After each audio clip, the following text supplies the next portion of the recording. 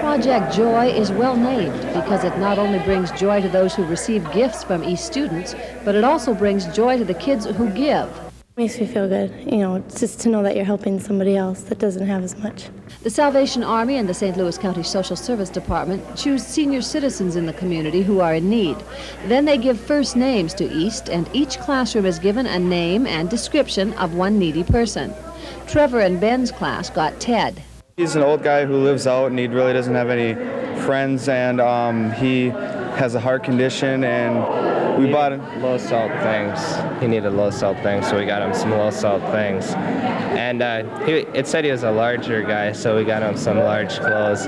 This class of East juniors filled 2 boxes with food for Ted, plus they bought him a warm winter coat. Henry here got the usual stuff, some soup, spaghetti sauce, some rice, and of course the ham. But Henry got something else as well. In his letter to the class, he told the kids about having a dog and about having trouble making ends meet. So the class got him an enormous bag of dog chow. Many students feel they get to know the person whose name they're given, even though last names aren't disclosed. Through personal notes, they learn a good deal about the person and about being poor. It's an excellent program because, you know, there's all these people in this county that are going hungry, and especially the old people. They're kind of the forgotten ones. So I think it's great because we get this food to these older people. This is the 15th year for Project Joy, and each year the students have collected more money and gifts for the needy. Students and staff hope it's a tradition that will continue. Barbara Riles, TV6 News.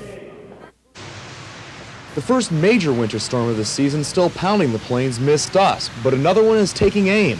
Some 30,000 feet above the Earth's surface is the jet stream. The jet stream is the guiding force in determining how a storm system moves. Most storms follow the flow of the stream. The flow of the jet stream now is allowing storms to move into the southeast and gather strength before moving on into the Midwest. This flow leaves Minnesota in a vulnerable spot. The present storm system moved to our southeast. As a result, we were spared. It looks like the jet stream will stay in its current pattern for the next few days. Forecasters are keeping an eye on the stream to see if it shifts towards us. A northern shift would open the twin ports up for the same kind of treatment Madison and Milwaukee have seen. The snows we received today won't require plows of this magnitude, but the next storm system headed for us just might be a reason to break out the big boys. Brian Allen, TV6 News. Attorneys are arguing whether 17-year-old Brian Peel understood his constitutional rights when he was questioned by police following the murder of Superior firefighter John Ennis. Peel gave up his right to remain silent and to talk to police without an attorney present. A clinical psychologist testified that Peel has a severe learning disability and would not understand his rights if he had to read them. So a long statement like this is just incomprehensible to him by virtue of its volume. Even if all the words were 5-letter words. But the prosecuting attorney asked if Peel would understand the rights if they were also verbally explained to him. You'd have to change some of the vocabulary, and you'd have to break it down in small chunks and then have some interaction in between for clarification. Attorneys for both sides will resume their arguments Thursday. The defense attorney is trying to show Peel didn't understand his rights, and consequently, certain statements he made to police shouldn't be admissible at trial. At the Douglas County Courthouse, Julie Howard, TV6 News. Glenn Neubauer was having a little bit of trouble this morning. See, for the past few winters, Glenn's snowblower hasn't seen a whole lot of action. That changed in a hurry today. Wisconsin got its first significant snowfall in nearly 2 seasons. Some places had more than others. Milwaukee got 12 inches. And everywhere you went, the sounds were the same.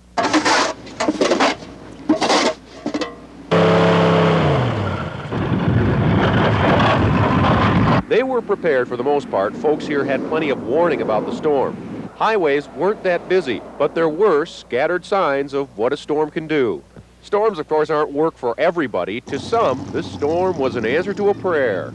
Forecast we heard it was 6 to 12, and I said, bring 12. I'll take it. I love it. Thousands of Wisconsin children had an unexpected day off from school. Mike Fleming's fort's going to have 3 rooms. It's just going to be big on the side so cars can't see when they're driving by.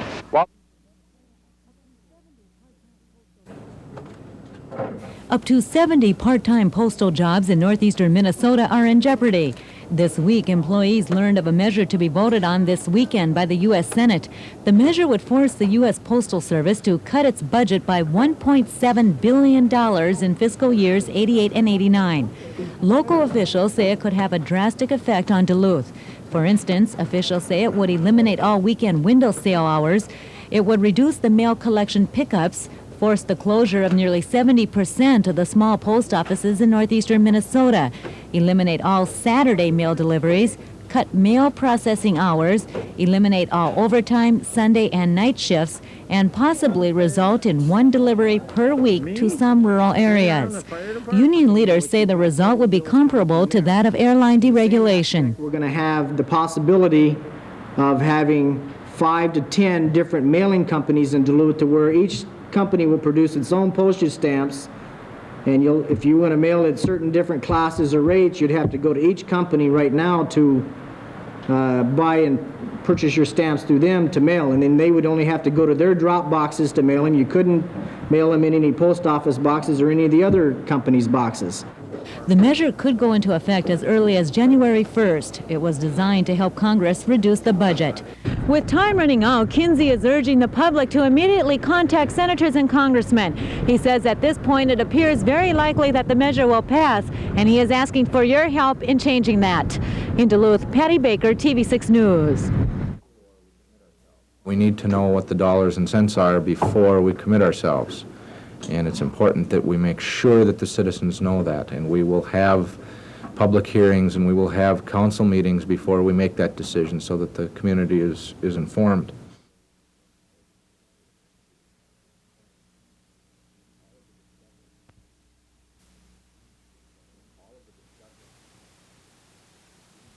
In all of the discussion in executive session and open session, I didn't hear one person, not one, say that Tracy Gramstrup is unqualified or can't do the job. And that is the issue. It's not personalities, it's not politics, it's can that person do the job.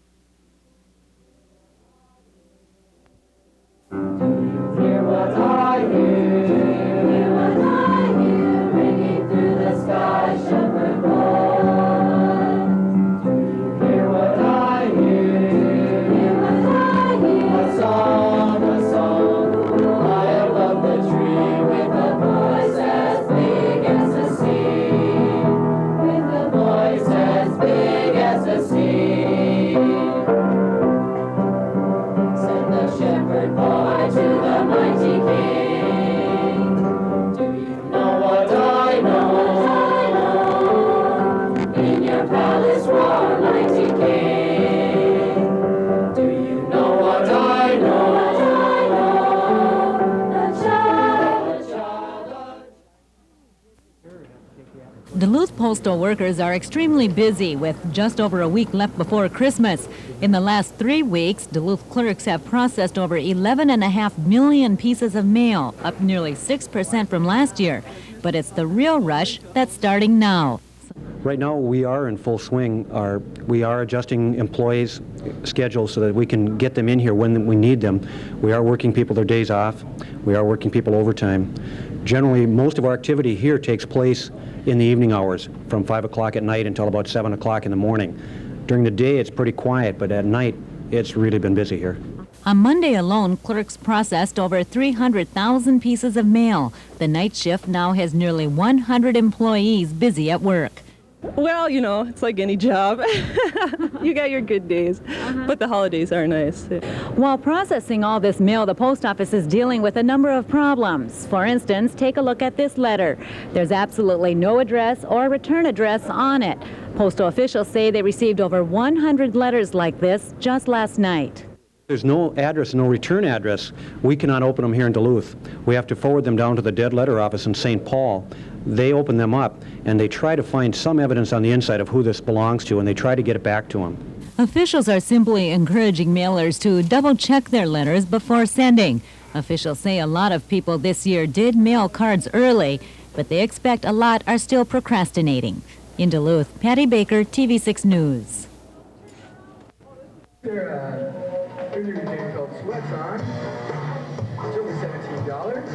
Promote our school store and free enterprise. In free enterprise, real learning is you can start your own business at any time, and you can use any ways of promoting your store, and that's mainly what we did today.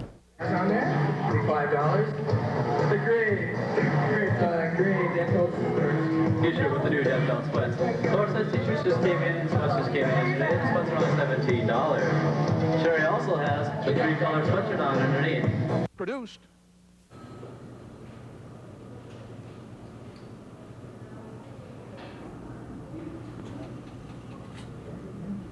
What time did you get off work today?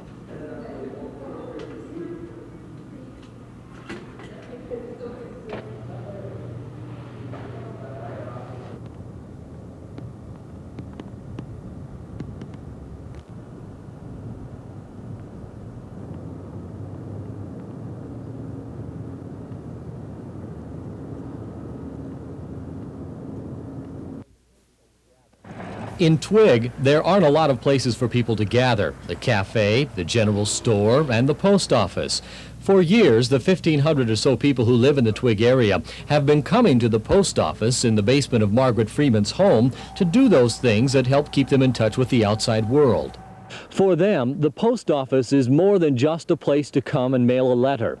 It's what gives this town its identity. If the post office left, then this whole area would be considered Saginaw, you know, because that's the mail route. And to them, that probably would, I would think they wouldn't like it.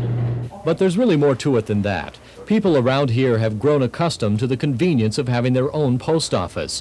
The closing would mean just one more thing they would have to do in Duluth. Be kind of distressful to try and drive to Duluth or any other closer town. It's too long of a distance to travel. The Senate could vote on the measure this weekend. The closings could begin in Twig and several thousand other small towns around the country after the first of the year.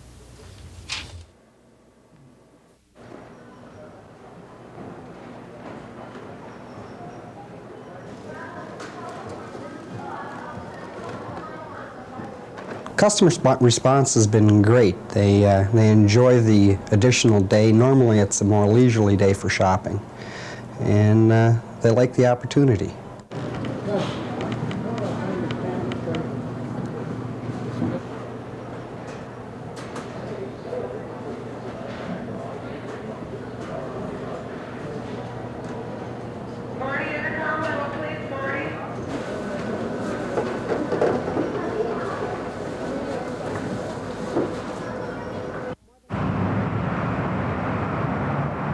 More than 1,200 people in Douglas County use the Food Commodity Aid Program funded by the county and the Community Service Agency. One of the 8 distribution sites is the St. Louis Church in Superior. Another is the Northwest Wisconsin Community Service Building. When commodities are given out once a month, there is often a waiting line down to the end of the block.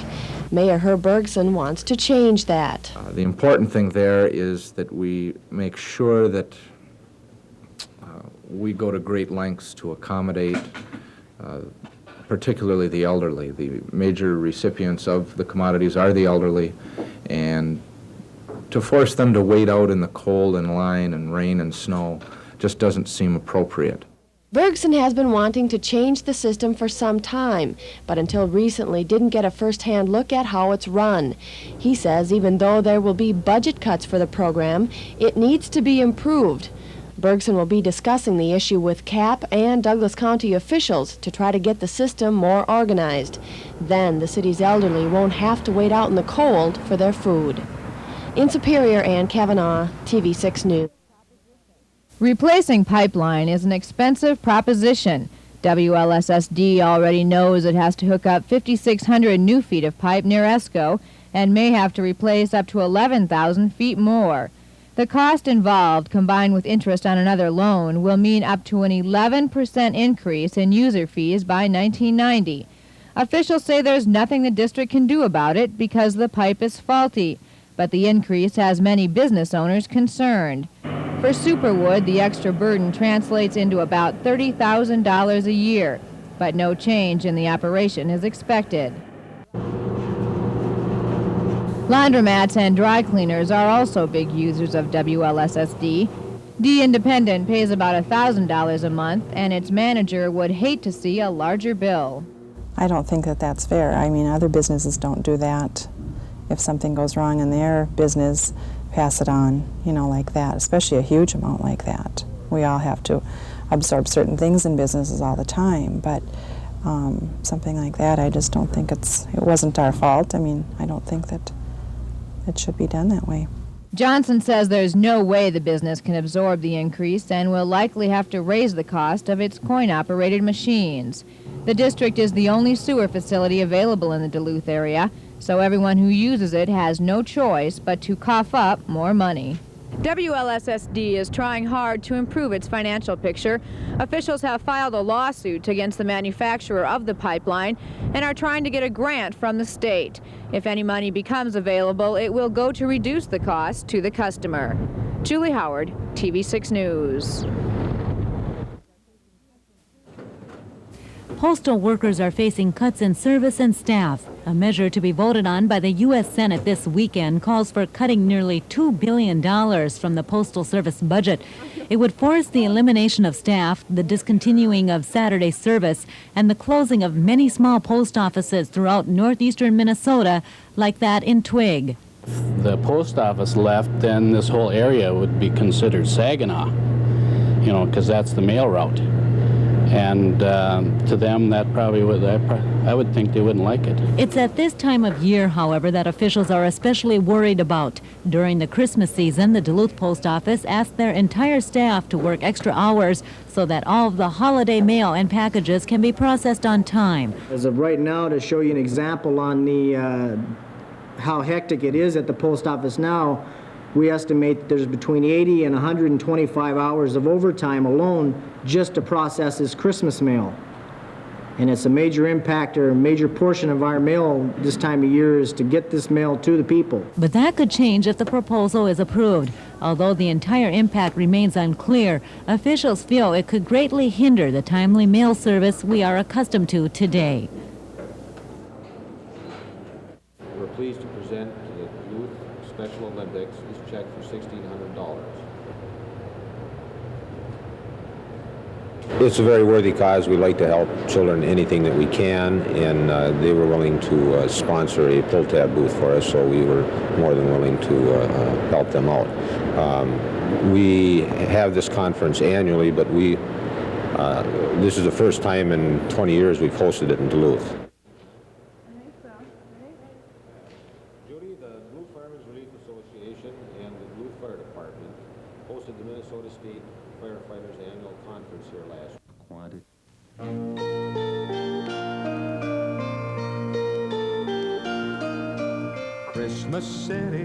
It's very evident that this has become a part of the tradition of the Christmas City concept in Duluth, and the fact that the reputation about Duluth as the Christmas City of the North is continuing and is reinforced by this community effort. It was a tough contest. Almost 100 houses submitted entries into this year's jointly sponsored Minnesota Power City of Duluth Christmas Lighting Contest. As the citizens of Duluth go out and take a look at all these displays, they're going to be amazed at the quality that they see this year. So once again, on behalf of our company, we'd like to thank you all for participating. The grand prize this year went to two ambitious young men at 1927 East Superior Street. The two turned their yard into a veritable toyland, sparkling with light and alive with an assembly of dolls, wooden soldiers, candy, and much more. Ron Garretts and Albert Healy accepted their prize of a VHS camcorder in a ceremony at the mayor's office today. First prize, a VCR, went to the Schaub family at 224 Wabasha Street. The judges were particularly pleased with the clever and attractive way the family separately displayed secular and religious symbols. The neighborhood category was won by Lester Park's Ivanhoe Street, the 5300 block. Their theme was Merry Christmas, and each yard had one or more cut-out moose. And some of the young children have trouble pronouncing Christmas, and they call it Christmas. And so we thought that would be an appropriate theme for our neighborhood this year. Residents said the best thing about their project was the way it brought them all together. The unity, it brought all the neighbors together at this time of the year. Barbara Riles, TV6 News.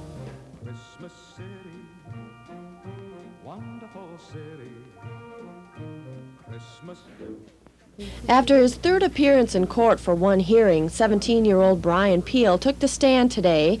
Defense attorney Stephen Bick continued his argument that Peel didn't understand his rights after the murder last June. Did you understand it? I mean, did you take time to read it, or what happened?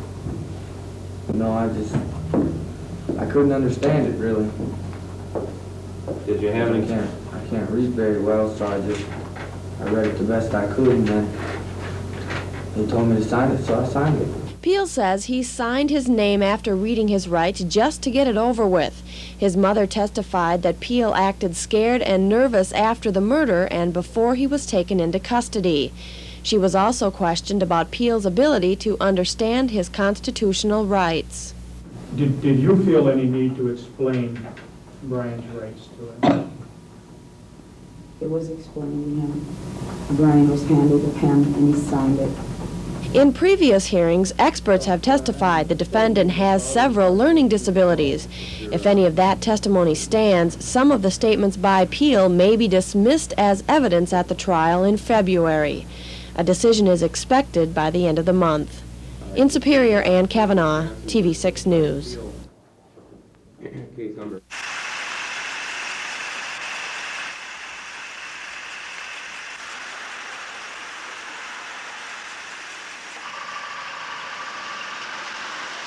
Neither have I. It's the first time. I've been driving for about 8 years. It's the first time that goes out. Good thing there wasn't any cars coming. Yeah, thank God there's any cars coming.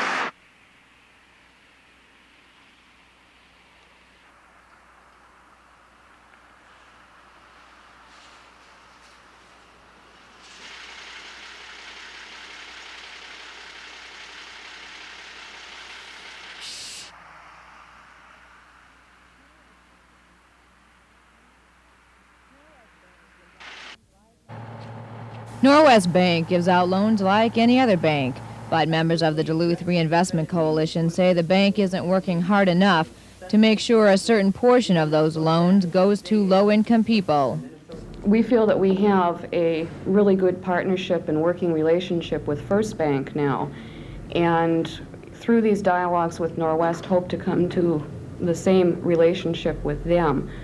I think one thing we see that's very different in the situation is an unwillingness to commit to any specific targets. But bank officials say they have no plan to set certain targets.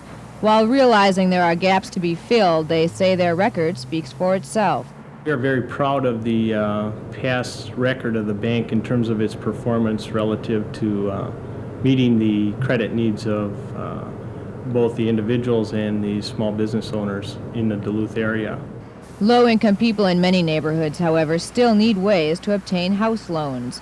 Both the bank and the coalition agree a marketing strategy to inform people of what is available is crucial.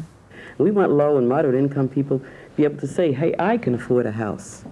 I can go to Norwest Bank. I can feel comfortable going there. And all this is educational, why we want this money targeted, is so that they can be made to feel comfortable and be assured that the money is there, that they're not going to go through another futile exercise. The bank and the coalition will continue to work together to come up with a comprehensive reinvestment program by the bank. But it's too early to say exactly what it will entail. In downtown Duluth, Julie Howard, TV6 News. I never ate eggs, but I do drink. Also looking at the dairy products. We're really informing the public of preventive heart disease. Cholesterol level has a lot to do with coronary heart attacks and strokes, and it's good for all of us to know what our cholesterol level is so we can change our dietary habits. Okay, how would you change your cholesterol level if it was high? Well, there are fats that can be avoided, the saturated fats that should be cut to a minimum, or even just cut them in half and you can change your cholesterol level.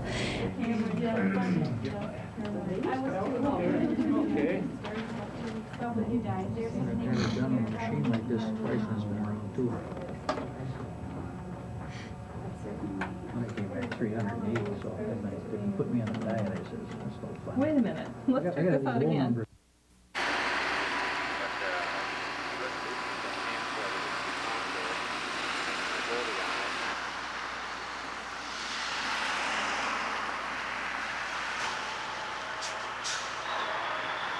To bring the attention to the public that are still people listed as missing in action that are unaccounted for, and to bring the attention to the local residents and to state and federal officials that we are still concerned.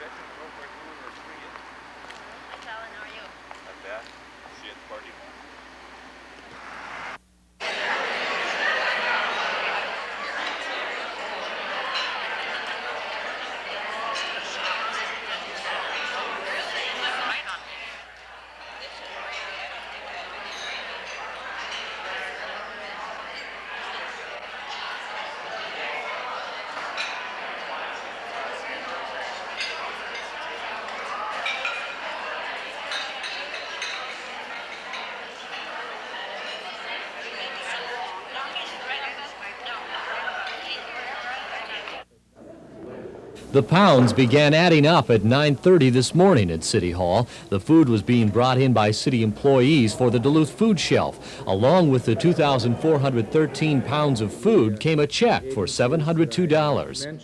I would like to, at this point, give this mock check to Donna Effinger of the food shelf as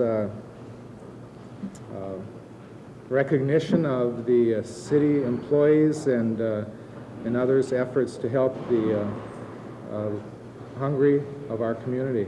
The food shelf has been very busy this holiday season, helping between 900 and 1,000 families each month.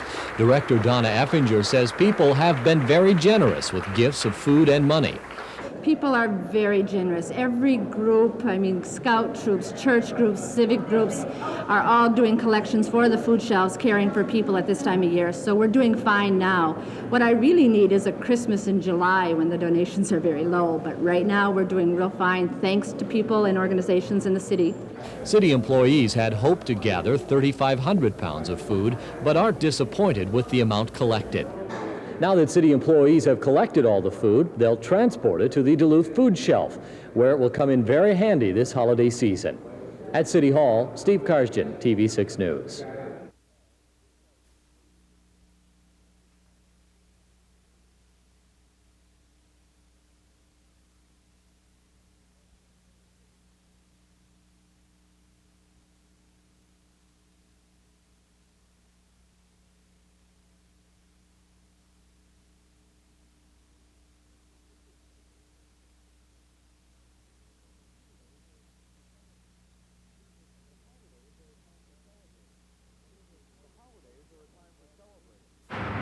The holidays are a time for celebrating, and many of those parties and get-togethers involve drinking. This year, the local chapter of Mothers Against Drunk Drivers is promoting the use of 911, the emergency telephone service. If you are driving and spot someone who may be driving while intoxicated, 911 can be used to report the incident. Now you can call 911 and report the drunk driver to the police. They're going to want to have a description of the car, the location, the direction he was going, maybe the license plate number, but the police want this information. The police will use the information to try to locate the drunk driver. A person calling the information in does not have to identify himself. It gives the police department an extra set of eyes. MAD wants potential drunk drivers to know others are watching and will turn them in. The bigger the impression, that we're going to be reporting drunk drivers, the fewer drivers there actually will be. And that's really what this thing is all about. Brian Allen, TV6 News.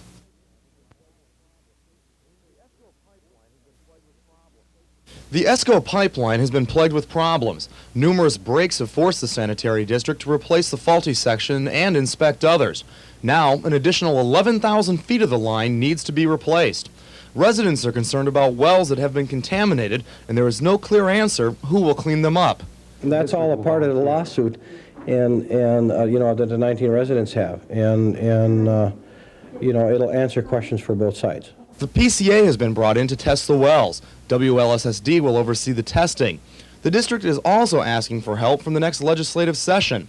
The district wants a loan from the state to help the cost incurred from the pipeline problems. We don't want to ask for just an outright handout, that we are proud of paying our way. You know, the place was set up with a whole lot of taxpayers' money. We don't levy taxes, and we exist totally on user fees. We want to continue to do that. The proposal for the new section of pipeline will come before the WLSSD board Monday night. Brian Allen, TV6 News. Judge Anthony Kennedy currently serves on the Ninth Circuit Court of Appeals. After 3 days of hearings on Capitol Hill, it's likely he will win easy confirmation by the Senate early next year. Kennedy will replace Justice Lewis Powell, who broke many ties while serving on the court, and there will be times when Kennedy may do the same. Clearly he will be a swing vote, because if you look at capital punishment, for example, the vote on many of those cases was 5-4, and the fifth vote was Justice Powell. And the abortion decisions, the recent votes on abortion cases have been 5-4, and again it's Justice Powell that provided the fifth vote. The biggest concern right now is that no one seems to know which way he'll vote. He refused to answer how he'd rule on abortion cases, but his past indicates he respects precedent and will not vote to overturn most decisions. He's probably not going to change things too much. One suspects that he believes in stare decisis, that the previous decisions of the court should stand unless there's really a strong majority to overturn them. And that doesn't appear to be true on most of the controversial issues. The Senate is expected to vote on Kennedy sometime after the holiday break. At the University of Minnesota Duluth, Julie Howard, TV6 News.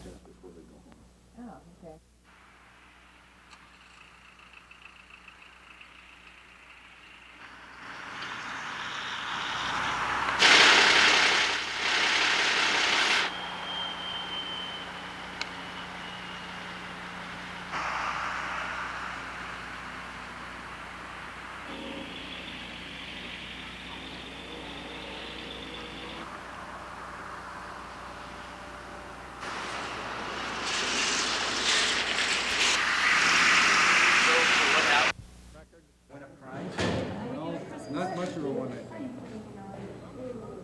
Well, this thing still isn't running, is it? What's that? I said, this thing's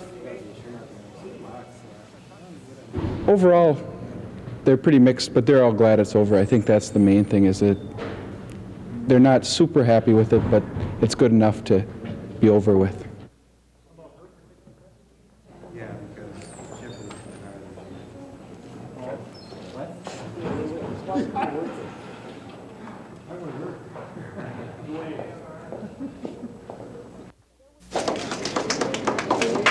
There was little fanfare for the candidate's arrival, but then Gary Hart expected none. Thanks. Glad you're in the race, sir. Thank you. We'll need your help. Thank you. With his wife Lee by his side, Hart has re-embarked on a grassroots campaign for the presidency.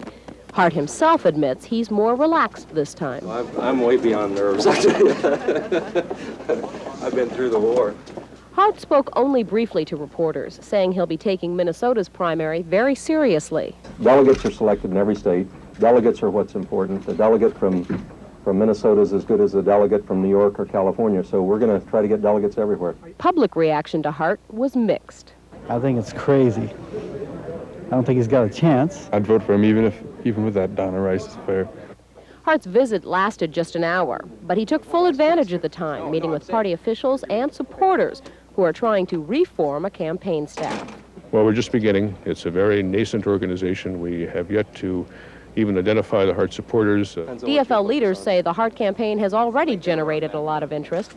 But party officials aren't willing to bet whether Hart can win over Minnesota. Thank you all very much. From here, Hart flew to another campaign stop in South Dakota before heading home to Denver. There, he says he will regroup and try to figure out just where this campaign is headed next. Melissa Young for NBC News in the Twin Cities.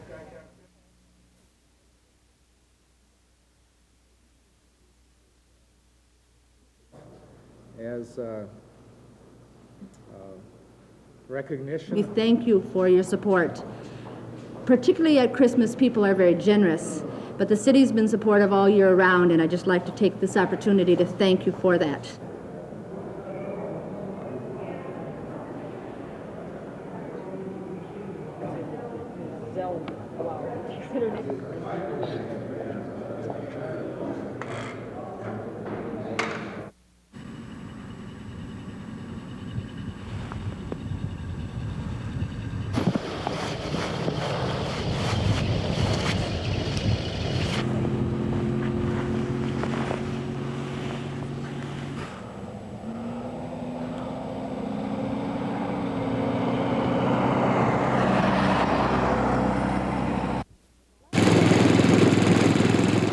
Like many residents today, Wayne Hasforth was out bright and early paying the dues of winter, but he stayed within the boundaries of the law. His snow was blown onto his own property, but some residents may be a little more careless and blow too much snow onto public property. It's a misdemeanor, and misdemeanors are, the punishment is generally a fine, which I think ranges anywhere from nothing up to $700. The law is about 5 years old and falls under the same statute as the littering law. And though the department has never had major problems in the past, Bayer says it doesn't hurt to be safe. Many times when we've had problems with it, it happens after we've finished cleaning the roadway, so we're not out there and somebody does this. It's there for a while for people cause a problem for the traffic. If careless plowing is blamed for an accident, the property owner and the person who plowed the snow are liable. For that reason, MnDOT says it doesn't hurt to be safe. The Highway Department won't be looking for violators of the law, but they say if there are any complaints from residents or motorists, the police and the department will take action. Ann Kavanaugh, TV6 News.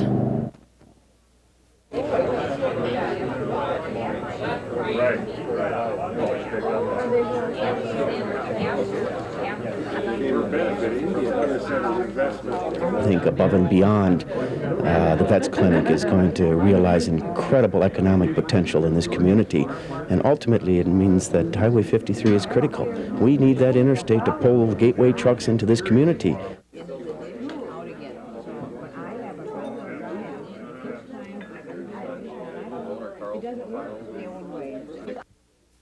On the east side. The reason we skip through the river is because the river already... Yeah, once it's buried, you can't. When occasion arises, the occasion arises. When we cross and share... I can't change, what went on in the past. I can only impact the future, and that's really what my job is to do, is to problem solve and repair what needs to be repaired. We need to protect the environment, and to do that, we need to have a reliable system. So that's what my goal is to get us a reliable pumping system.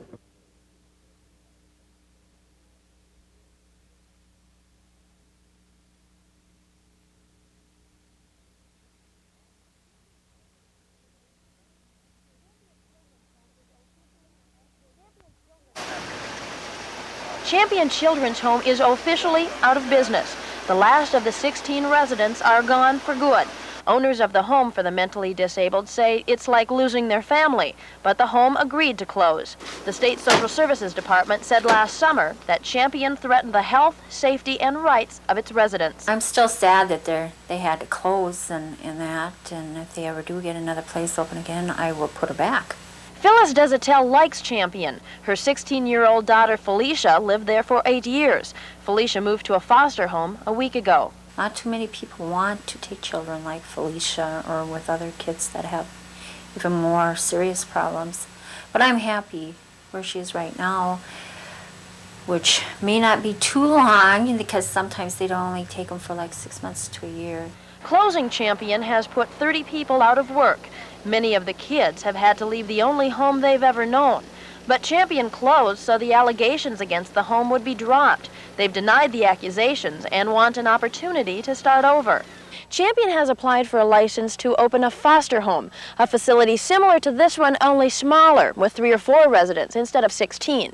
It's up to the state and county social service departments whether or not Champion will be given a second chance. Christy Arndt, TV6 News.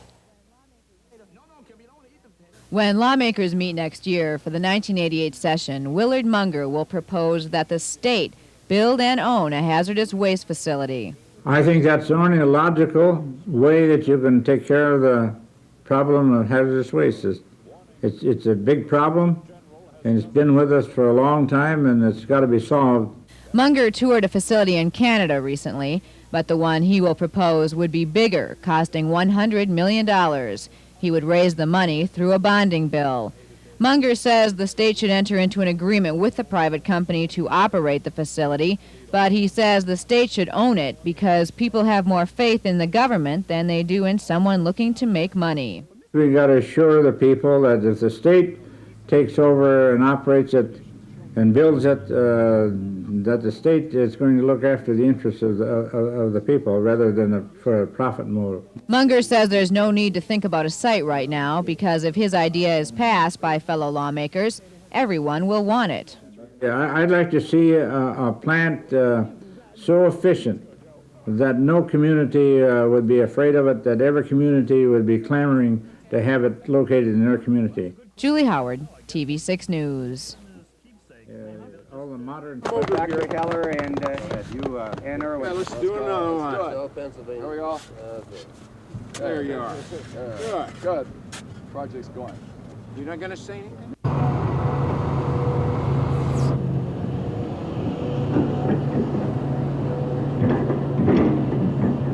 This area continues to not have the college-age students in the commutable area, so to maintain our enrollment or to slightly grow, which is our chancellor's wishes and the Board of Regents' wishes, that we will need more on-campus housing.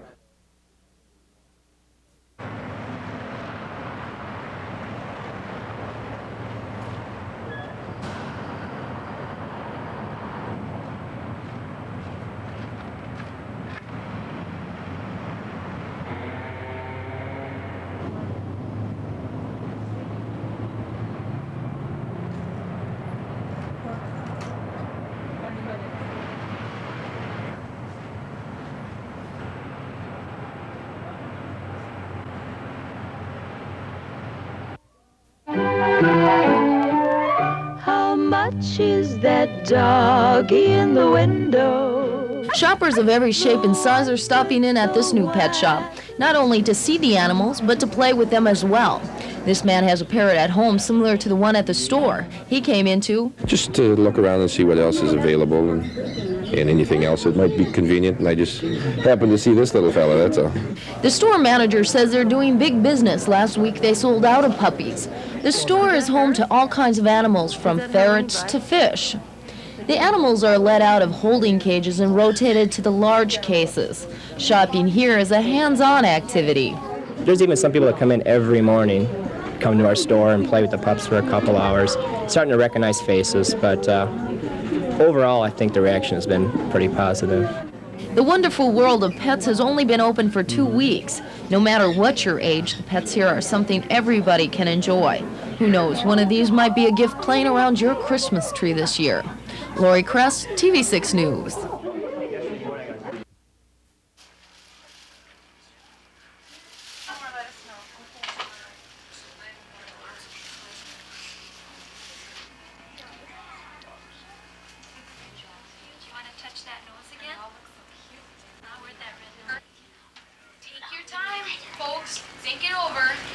Okay, your time is up. The answer to today's queer question is Farmer Quincy said, quacking quick. If that's not enough for you, try saying it if you want to read it. What do you want to read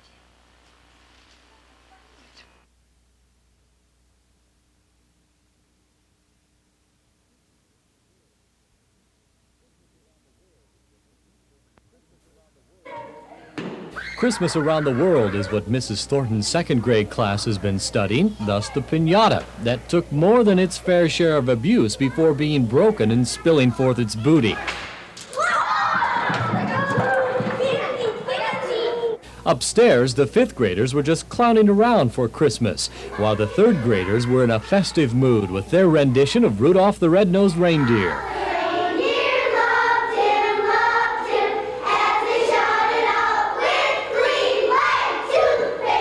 School's out for 2 weeks after today, and these kids have plans to keep busy. My name is Adam Harms, and I would like to go ice skating over Christmas vacation. My name is Clarice Peterson, and the best thing I like about Christmas is that on Christmas Eve that everybody has a good time. Hi, my name is Shane, and I'm gonna go sledding up at my grandma's this Christmas. Lots of plans, lots of ideas, but in the end, just one wish for everyone this holiday season.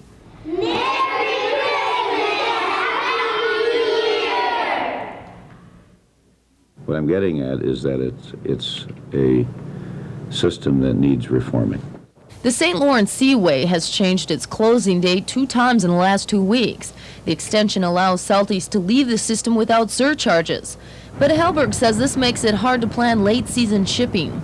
We have a system now that's been in place for about 10 years that is very loose. It keeps the trade off balance continually because of their inability to say this is going to be the closing date and to do that well in advance. Helberg is the U.S. chair of the Great Lakes Port Seaway Entities, and it has a plan. We're advocating a closing of January 15th without any surcharges or penalties or extensions. The way it is now, the beginning in August, there's a guessing game that goes on. The new plan would correspond with travel time through the Soo locks. So as long as the Soo has authority to be open until the 8th, plus or minus a week, we're saying keep the Seaway open until the 15th, which will enable all the traffic from Lake Superior and from the upper lakes to also clear by that time. The Soo locks regulate Great Lakes ships. Since the Soo is open later this year, it has allowed more trips to the Twin Ports. Maybe next year, Salties will have that luxury also. Lori Crest, TV6 News.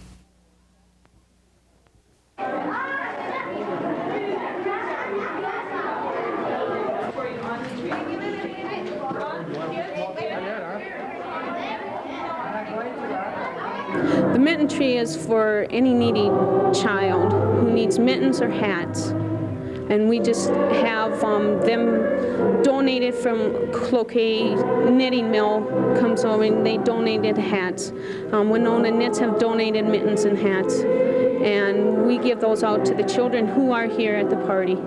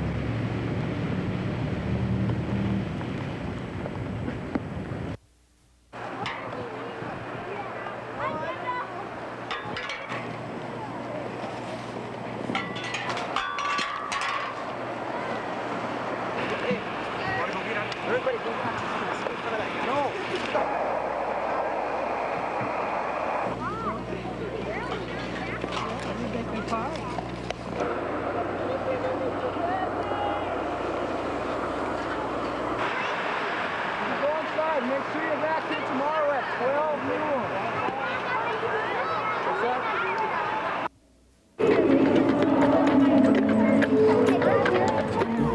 noon. It's the newest concept in celebrating Christmas and saving a few pennies while you shop.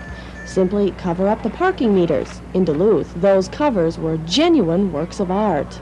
I drew a picture of a yellow Volkswagen Bug. I made a mama deer and a baby deer. The idea came from a Duluth Public Schools artist who saw it done in another city. The city agreed to write off the meters, a local business helped with transportation, and of course the kids agreed to be the artists. And so the idea behind was a gift of kindness, but we did our regular art lesson that we are required to cover during the school year. Duluth police are also helping out. They're strictly enforcing the free parking rule on all 622 meters in the city. As for the kids, well, the most creative designers will get awards. For those who don't, well, at least they've done their part in wishing the city a Merry Christmas.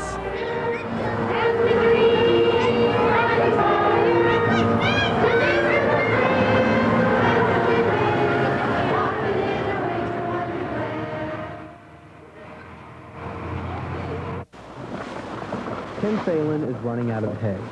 I probably got about a third what I normally get for crop. Everything that I had baled up was fed before fall almost. It all depends on the winter, but the way I've been feeding it up, it's, you know, I'm going to run out. The hay he has now is either bought or donated by farmers in other parts of the state who weren't as affected by the drought. Some of this hay also comes from Alabama, who has donated more than 50,000 bales to needy Wisconsin dairy farmers like Ken. In a way, it comes as a return of a favor to farmers here for helping Alabama farmers through their drought. It makes us feel so thankful that we was able to share with these farmers what they shared with us last year. Mrs. Hunt is here to see firsthand the destination of Alabama's goodwill. She'll visit 3 farms before the day is through, following the trail of hay that has kept many farmers, like Dennis Osterbauer and his family, afloat. The will was always there, but, you know, somebody prods you every now and then when you're down and out, and it just keeps you going. Like Ken, the hay Dennis has will only last until January or February. In the 5 northwestern counties, farmers still need about 250,000 bales of hay, and the winter hasn't even begun. In Polk County, Wisconsin, Roger Kissin for NBC News.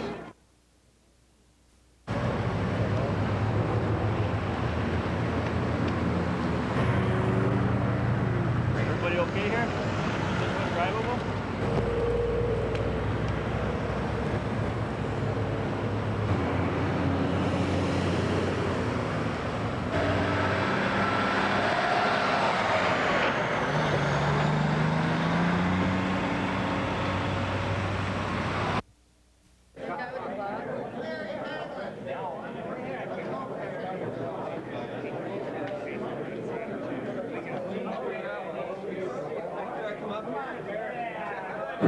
This contract basically is a 3% increase retroactively to August 1st, 1987, and will continue on through the 88-89 year 2-year contract.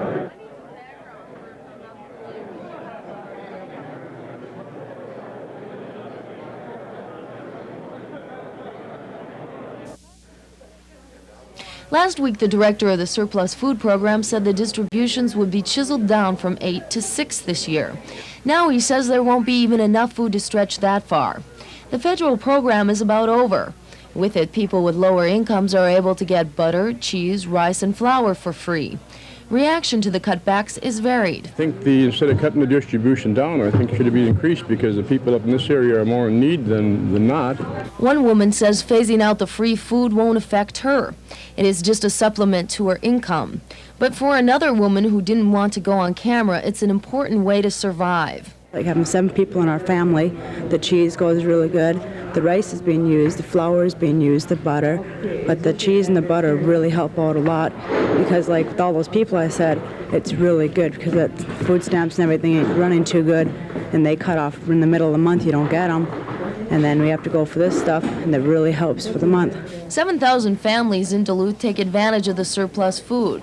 Organizers say now that word is getting out about the program closing, there's more of a demand. I'm anticipating a full distribution today. All of the food that we brought into town will be gone. While the program isn't a principal source of food for those in need, it supplements food budgets with a little extra. Now that help will have to come from someplace else or not at all. Lori Kress, TV6 News.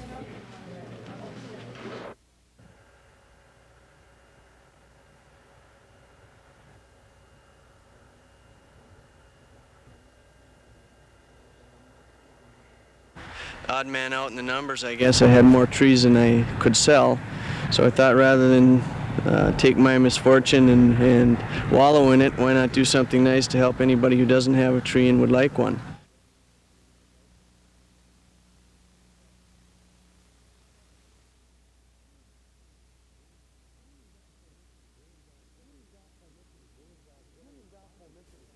Union Gospel Mission's Women's Auxiliary sponsored the 4th Annual Children's Christmas Party today at the Mission. The party is held each year to provide some happiness for children who are less fortunate. The past few months, the Mission has faced some hard times financially, and there was doubt if today's party would take place. The people are just so really glad that we were able to do it despite that problem, and I think the public has been more receptive to it too. They understand the need and they've been more supportive of gifts and money. Donations to the Mission enabled gifts to be purchased for the kids. We love kids, and we want to show them God's love by showing them our love for them. Last year, over 500 kids attended the party, and this year's total should be even higher. Berquist says the party is a very meaningful project and meets a big need in this community. The Mission will be open and serving meals Christmas Eve and Christmas Day. Brian Allen, TV6 News. Finding a home for the Newport News has been a long, drawn-out process. The Twin Cities Navy League tried to get the ship for Duluth, but the city didn't show much interest. Recently, it's come out the ship would cost $3.5 to $5 million to clean up. Tourism officials have some options to bring in another ship here. One of them is a leasing program in conjunction with the Navy Department, wherein it's a 10 to 15-year lease. You do have to provide dockage. You have to maintain the vessel in the present shape. Economically, it's a lot more feasible for the city. Plus, it also gives the city the option of choosing a variety of different vessels. A Navy rental could mean even a submarine as a tourist attraction for Duluth. But some say the ship that comes into the city should be pertinent with our area. Research has been done to find one. For the most part, all of those ships are no longer in existence. They've either been scrapped or they're at the bottom of the ocean someplace. No matter what kind of boat is found, Duluth officials are looking at the bottom line. Will the tourist attraction pay back the money that was invested in it? That kind of elimination has left the Newport News out at sea. Lori Kress, TV6 News. For the president. The president has said if the fairness doctrine is included, he will veto the bill. I think we simply ought not to challenge the president on that point because we can't win. I think we can win on the contra aid issue because the American people are opposed to contra aid. On the fairness doctrine, that's a very different public policy matter that ought to be considered separately from the appropriation process.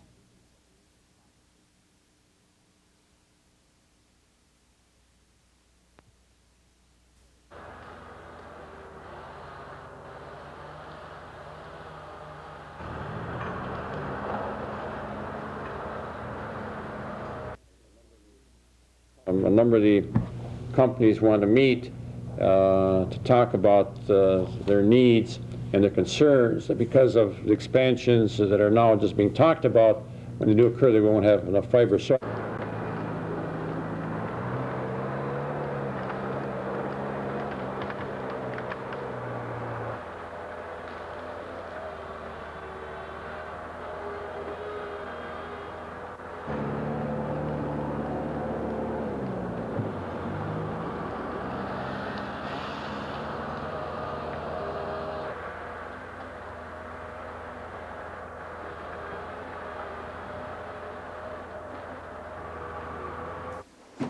I'm ready.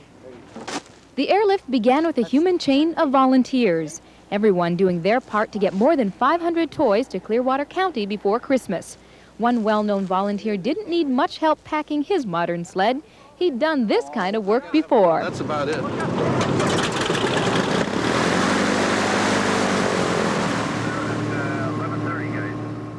For Aircoop volunteers who piloted the 16 delivery planes, today's flight was more than just an ordinary 2-hour trip.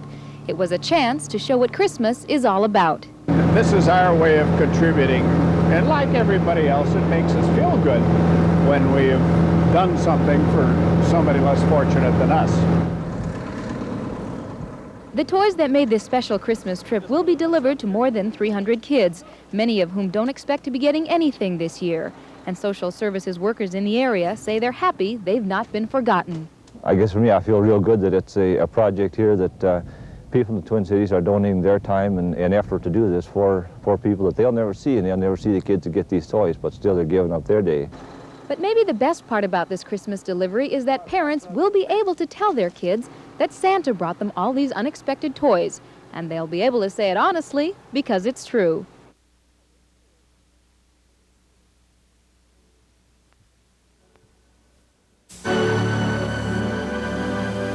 Just wanted you to know there's a kid in your kid's classroom that has that disease. Just thought you'd like to know. You can't contract AIDS from casual contact. Your kids aren't in danger at school. It's after school that's the worry. Children have a way to deal with fear. They make fun of it. The ring they sing about was the first sign of bubonic plague 7 centuries ago. A pocket full of posies referred to the funeral, and the ashes to the cremation. Adults often react to fear in more ominous ways. Witness the attitudes prevalent in Arcadia, Florida recently, when several hemophiliac boys with positive AIDS tests were not allowed to go to school. But the facts are these. AIDS is primarily a blood-borne disease. You can't get it from drinking after someone or from shaking hands. AIDS is not transmitted by casual contact. For example, no healthcare worker has contracted AIDS as a result for caring for an infected patient. Normal children are not in danger. They are not in danger from children with AIDS or even adults unless there is an exchange of blood. It's ironic that the problems with AIDS are on different ends of the spectrum. People are either scared to death of it or they just don't seem to care. There doesn't seem to be a personal stake. But it's time that everyone learned about this disease. The biggest research effort in history is going on now. Slowly, we are getting to the root of the problem. This is a diagrammatic representation of how the AIDS virus works. Tune in. Before long, you will know someone with AIDS.